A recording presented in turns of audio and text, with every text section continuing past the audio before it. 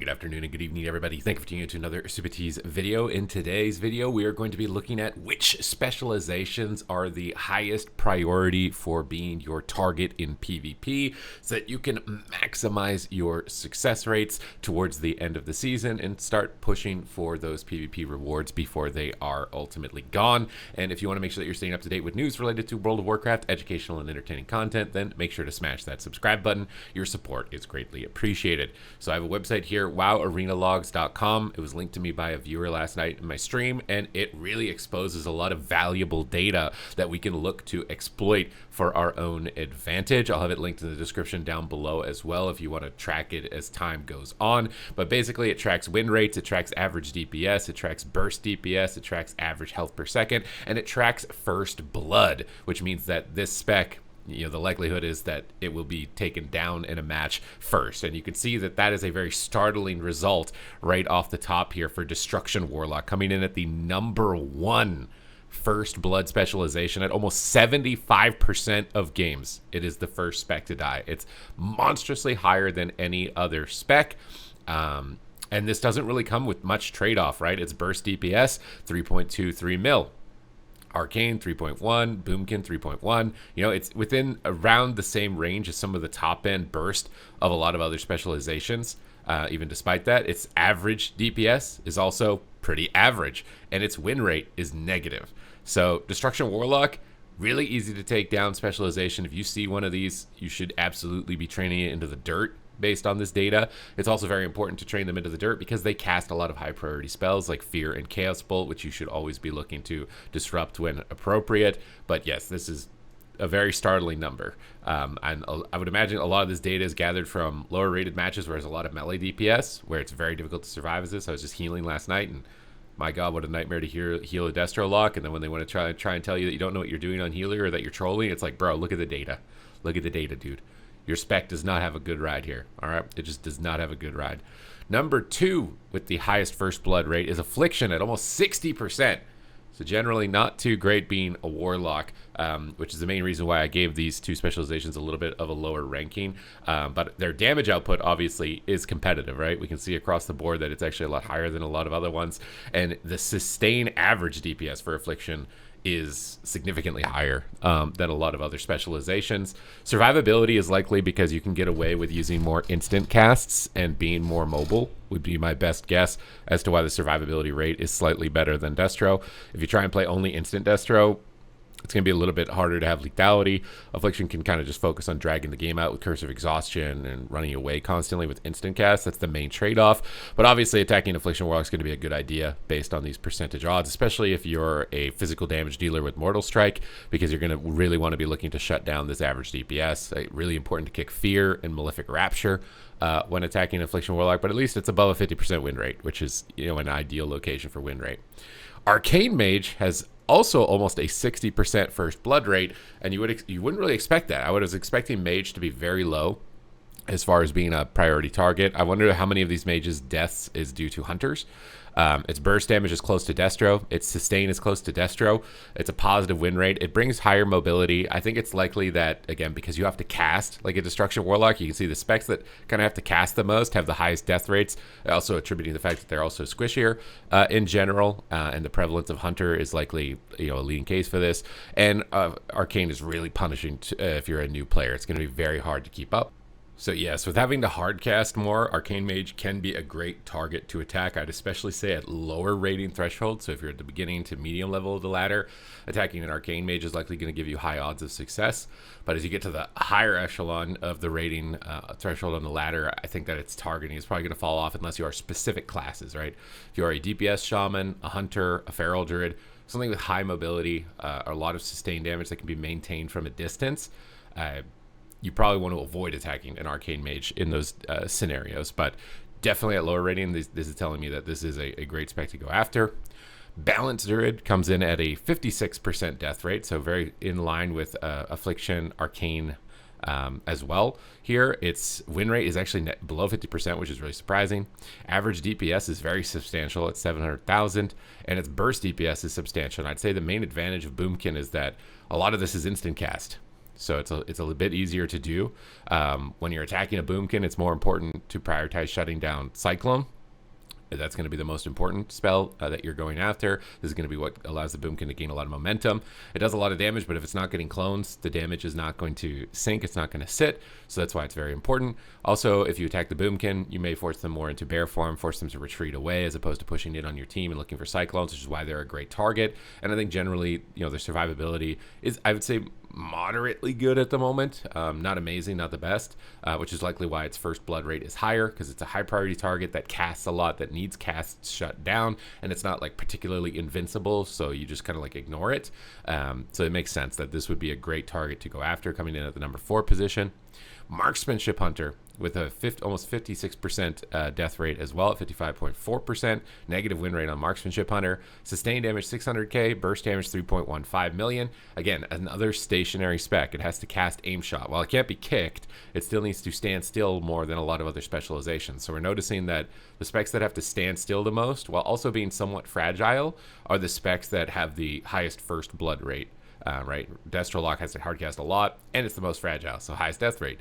Marksmanship Hunter has to cast a lot, has to stand still a lot to do meaningful burst damage, high death rate. I think it's also because it's just such a scary class, similar to Destruction, that you have to attack it, because if you leave it open, it's going to absolutely destroy your team. So this is likely why it's a really good target to go after if there's a Marksmanship Hunter. Shadow Priest, now we're getting close to the 50% death rate here at almost 52%. Sustained damage, almost 700,000. Burst damage, lower at 2.57 million, which I don't think is surprising. But the health per second, pretty solid at 217,000 for Shadow Priest as far as self-healing. Again, it's a stationary class that has to cast a lot. This is going to be a high priority target.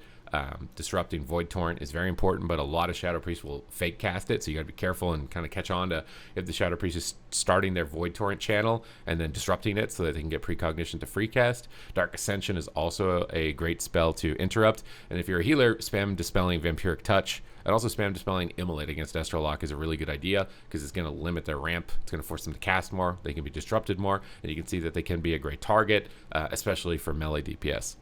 Assassination Rogue, I was honestly expecting this one to be higher, only at 52.2%. I feel like Assassination Rogue is, I guess it's technically the first melee on the list. So ranged DPS get trained a lot. This is the first melee, and I guess this does make sense, because I was going to say, I think Assassination Rogue is the squishiest melee in the game. The data supports that. Over 600k average DPS, almost 2 million burst damage. Negative win rate at 46.5. I think this win rate is attributed to the prevalence of paladins. I just did 2400 in solo shuffle on my Assassination Rogue. There's a lot of holy paladins, there's a lot of ret paladins, and those are both really difficult. There's also a lot of evokers, which is difficult. They basically direct hard counter you unless they change how Deathmark works.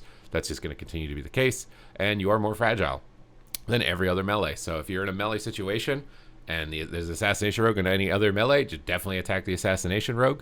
You're also going to disrupt them, force them to use Feint more to spend energy defensively, but I think it's mostly just because they're squishy relative to all the other melee DPS. Demonology Warlock, which is probably the tankiest Warlock, comes in here at just under a 50% first blood rate, sustained damage 600k, 2 million, but it's a lot tankier. It does have to stand still and cast, very similar to Destruction and Affliction, but with Soul Link, it is massively tankier. It's a bit of a beef nugget, so it's a bit higher up as far as being able to survive in a lot of PvP situations, but still a great target. Disrupting Fear and Hand of Gul'dan. You can see it basically across all 3 Warlock specs. Fear is important to kick, plus 1 high priority damage spell. So for Demonology, it's Hand of Gul'dan that you want to look to interrupt, but definitely a great target. And it seems like ranged DPS are definitely taking a beating here as far as targeting. Frost Mage comes in very high, but I guess we've almost ran the entire list of range, so there's not a lot of range left to talk about, but Frost is actually just under 50%. So it's actually a pretty decent target. Although with Frost, I'd say you can avoid casting a lot, so I'm surprised that it's so high. I wonder if this is data skewed by low ratings. Again, if you get lower, mid ratings, attacking Frost Mage, really good idea. Higher ratings might be tougher, depending on how good they are at kiting. But maybe this is, again, because Hunters are so good. I think this is the Mage death rate here with Marks Hunter as strong as it is and Ellie Shaman as strong as it is, I think is likely pulling the numbers down, because a lot of other classes would definitely look at this. So it's some of these numbers you got to be aware. That's why it's important to review it like this and really kind of talk about the details, because just because there's a high death rate doesn't mean that necessarily your spec or your composition that you have isn't an ideal situation to target that. So if you're like a warrior, right? Like if you had a choice between Shadow Priest and a mage, you're probably going Shadow Priest. But this data also supports that. If you have a Boomkin and a mage, you're probably going to want to go Boomkin. Data actually supports that.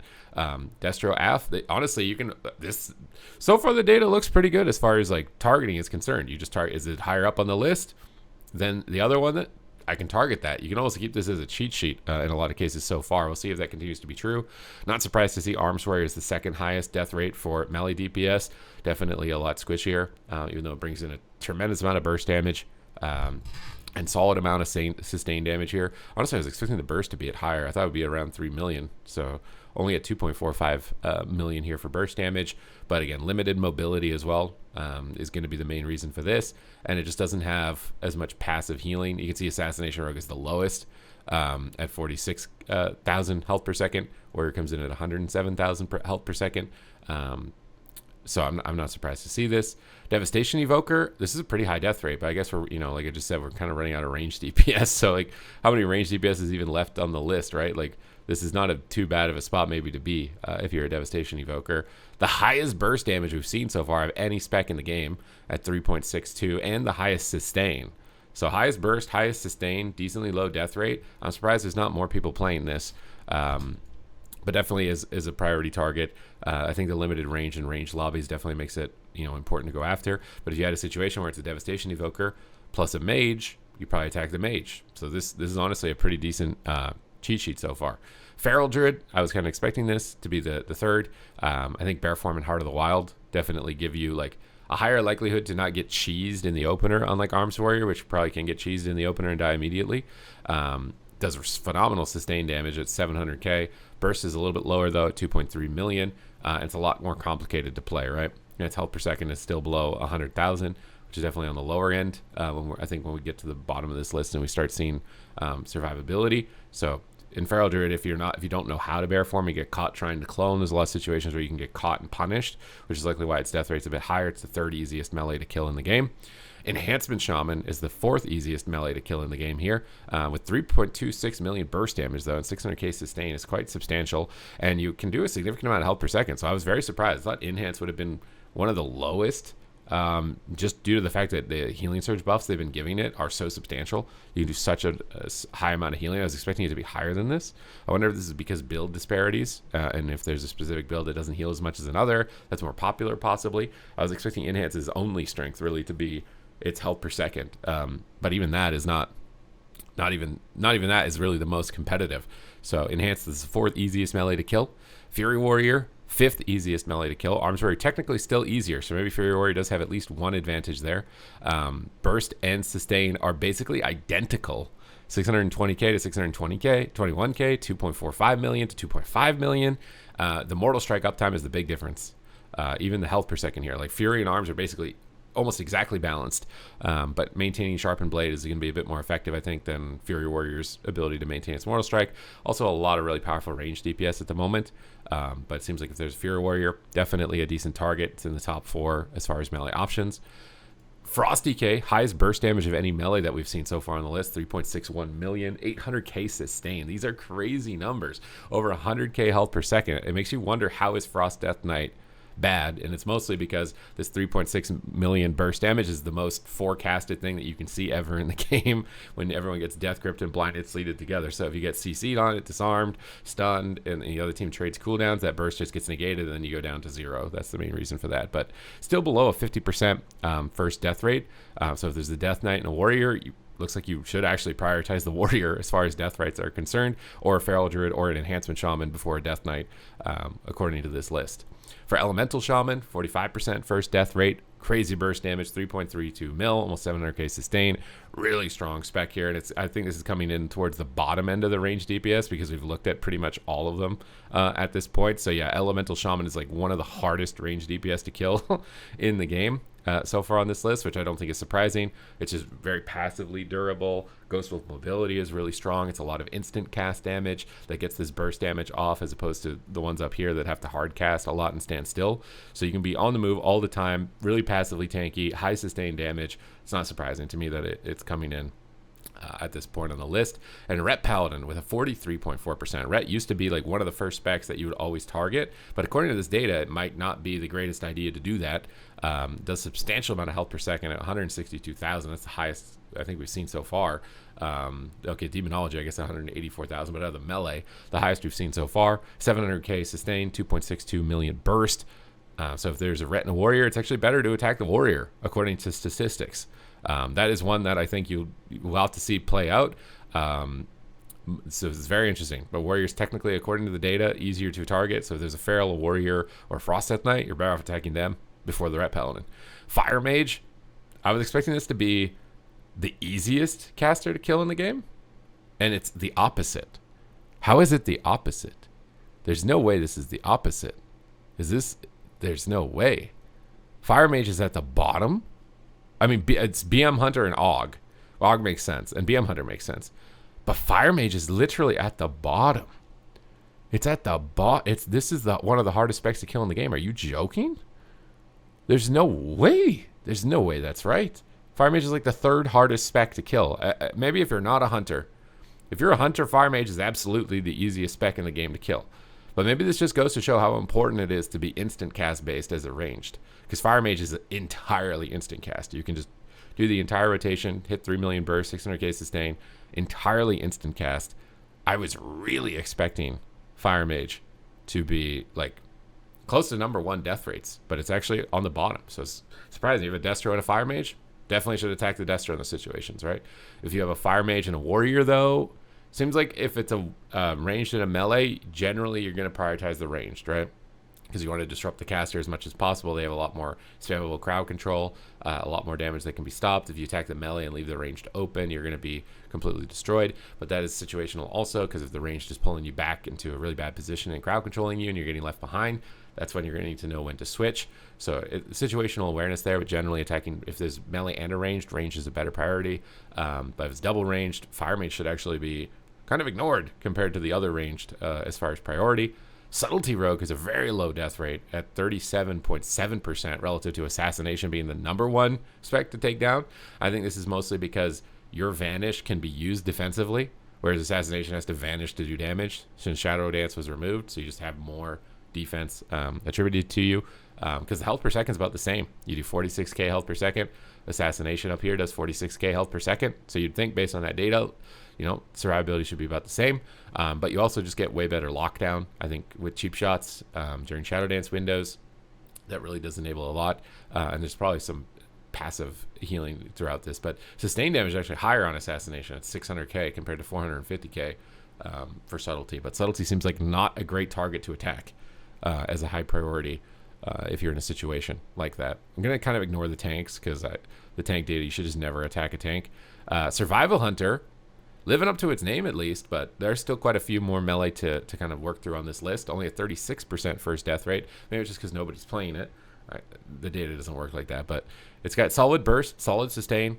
It's hovering that 50k health per second mark, whereas like the highest survivability melee, actually that's substantially lower. I actually wonder why Survival Hunter is so high on this regard. Like, I feel like I've used to watch Waz's stream, and he would say like Survival Hunters just can't die. This is like impossible to kill it. It's just so maybe there's some truth there.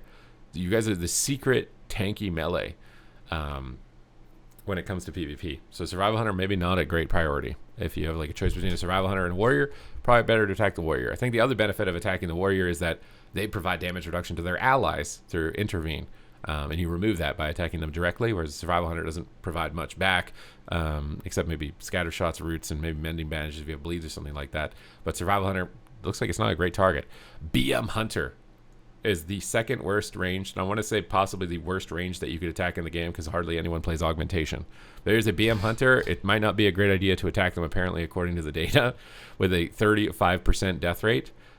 Really positive win rate at 51.2%. Burst damage, not crazy, 2 million, but again, for how instant cast it is, right? It's all instant cast. It can be completely on the move. This is why it's so powerful, right? And it's got decent tankiness with the defensive cooldowns as available. I wouldn't say it's as tanky as some other options. So I was really expecting Ellie to kind of be in the #1 position for this, but BM Hunter is actually the #1. Windwalker Monk, absolutely a bad idea to attack it. 33.8% to first death rate. Does crazy burst damage. 3.6 million. Is that the highest? It's like Frost DK level with way better survivability. And it does close to the same sustain. So Windwalker is definitely underrated as far as popularity viability, because by all metrics it's over 100,000 health per second, lowest death rate, some of the highest burst, highest sustain. Be worried about Windwalker Monks. If you are going to target them, make sure that you're crowd controlling their Fist of Fury. And I think it's likely because they have really powerful cooldowns they can chain together, like Fort Brew, Diffuse Magic, and Karma. And they also have Portal at the same time. So like a Warlock with like 4 different shield walls. Imagine a Warlock with 4 different unending resolve buttons. That's what a Windwalker Monk basically is. So really strong. Death Knight, I was really expecting you guys to be high, and you guys are low. You're only at 33% first blood death rate. Everybody's just killing the warrior that you're paired with, or the warlock that you're paired with, I guess. The main issue is that if you get, melee ranged with a Death Knight and a warlock, you don't Mortal Strike. Whereas the other team has a warrior, and they're attacking your warlock. So it's like, if you're doing, warlock melee mirrors, and you're a DK for the melee, the other team has a Mortal Strike, you're just going to be getting destroyed as far as that's concerned, because this is actually really good numbers. Over 700k sustained damage, almost 3 million burst, 130k health per second, really low death rate. By these numbers, you'd expect Unholy to be dominating. So is it really just Mortal Strike is the deciding factor with this one? Because you would expect it to do better based on these numbers. These numbers tell you that you shouldn't really be prioritizing this as a target. It's obviously all instant cast, as most melee DPS are. But yeah, that's some surprising data. And Augmentation is, by all technicalities, the most difficult range. I think it's surprising. It's support class. It's got all the tank mechanics, right? It's got all the shields. Really high mobility. Can't be snared. PvP talents. Not really surprising to see. That Aug is actually the worst target that you could do in the game as far as range DPS. And then Outlaw. How is Outlaw so... Outlaw is actually still tanky. I can't believe this. Outlaw is below a 30% first death rate. 500k sustain, which is low. 2 million burst, which is kind of low, right? Like the Vengeance Demon Hunter is almost 1.6. So that's where its problems are as far as success, is it just doesn't have damage. And they lowered its tankiness a lot, but its death rate is still really low as far as first blood. I think its problem is offense at the moment, but I think that's the second. Yeah, it's number 2 for tankiest. Is the number 2 tankiest melee in the game. It almost never dies. And even with having to use Vanish to do damage, having lost Shadow Dance. And also it doesn't have Shadow Step, so it can be a lot more susceptible to crowd control and roots, because it can't just teleport across the map. It needs to grapple, and if it gets hit mid-grapple, it can get pulled around. But it's still... I wonder if that data is maybe because... Is it pulling data that's old? Again, it only has 300 rounds. Like, that's how few people are playing it. That's how the remaining people playing Outlaw might be the absolute best at it in the game, and maybe that's skewing the death rate. That's something to consider. But according to the data, second worst melee in the game to attack. Demon Hunter is the worst DPS you can attack in the game, according to the data, at a 22.8% death rate, a staggeringly low first blood rate, crazy good sustained damage at over 700,000. Really good burst at 2.7 million. Highest health per second at 1.46. This is likely due to all the souls that you're rending and picking up as you're attacking in Metamorphosis, which is providing you a tremendous amount of kind of leech healing and sustain healing on the target. It's making you really durable. I think pretty much the only specs that can reliably kill you is Subtlety Rogue and Marksmanship Hunter. Maybe a Windwalker, but their stuns are far and few between, so you can predict them a lot more easily. Marksmanship Hunter can just absolutely just you off the map, off the screen whenever they want. And Subtlety Rogue can definitely have some opportunities, but looks like with this Demon Hunter, you might want to avoid attacking them. There are only very specific windows where you would want to attack them. You have a stun, or they're not in Metamorphosis. If those conditions are not met, not a good idea. Holy Paladin, the best healer. If you were going to go after a healer as a Holy Paladin, that falls perfectly in line with what I was thinking, as far as my own personal opinions, at 12% first death rate. You can see healers are generally not the first blood rate. They're not the first thing that you target in a lot of cases, and it's likely because the health per second is so high, right? It's so high, it's tough to actually take them down. Mistweaver is the second hardest, which I'm also surprised because they have to cast a lot more than a lot of other healers.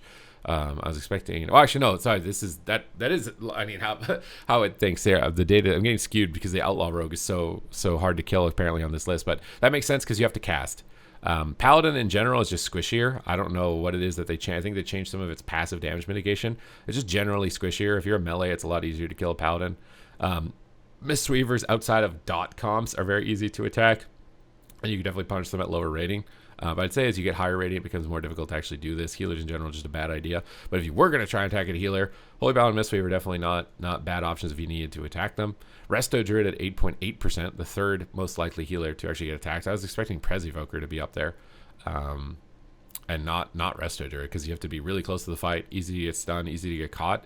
And with Bear from Heart of the Wild, Giga Tree, honestly surprised, but Resto Druid actually isn't too bad. Disc Priest is the the fifth healer at 7.1% death rate, and I'm not surprised. Actually, I'm surprised by this data. What? I was expecting Priest to be by far the hardest healer to kill. It's Resto Shaman. Resto Shaman is the hardest healer to kill. 5.3% death rate. This guy never dies. I was expecting Priest with Focused Will and the damage reduction you get when you get attacked, which is true to Holy here. Honestly, Disc has even a higher. Maybe it's from the dot classes, because I do think Disc can struggle dying to dot damage, where Shaman will almost never die to that. Shaman, bro, this is like completely breaking history for me, because Shaman used to be the highest death rate. Resto Shaman was always train the blue. Train the blue. Times change, bro. Times change. That's why this data is really cool to look at. I'll have it linked in the description down below if you want to look at it yourself or monitor it as things go on and things change. But yeah, hardest healer to kill in the game, Resto Shaman. Hardest melee to kill in the game, Demon Hunter. And apparently hardest range to kill in the game is a Beast Mastery Hunter ignoring augmentation.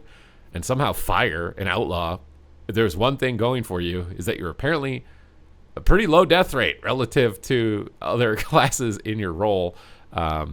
With what's going on, which was very surprising. Some of this data may be incorrect. Again, I'm not sure where they're pulling it from, but some of it does fall in line with what I was thinking would be the result, and some of it was very surprising. So it's cool to have this to be able to look at. But other than that, thank you guys very much for watching. Hope you guys enjoyed the video, and I will see you in the next one.